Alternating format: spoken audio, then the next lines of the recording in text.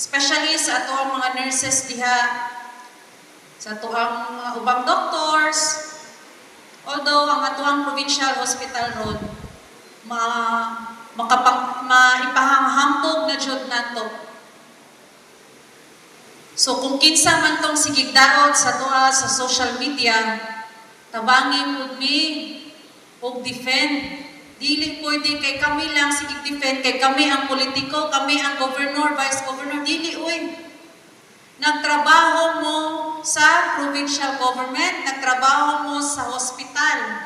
So kung kinsa ang ilahang gina-post diya sa Facebook, appeal mong tanan anak. Daghan na kaayog-kahig ulo, daghan na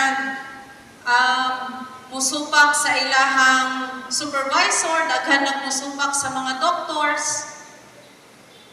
Mayo na lang naa si Sir Glenn Inas diha.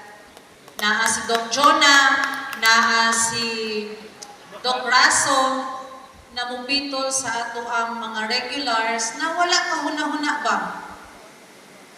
Na maong gibutang mo diha, kaya it's because inyuhan ang gipaningkamutan and nakita na mo na deserve ninyo.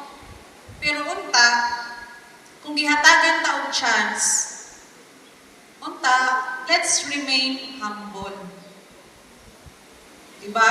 Dili nato kalimtan kung kinsa ang naghatag sa tuwa og chance na mabutang diha sa posisyon.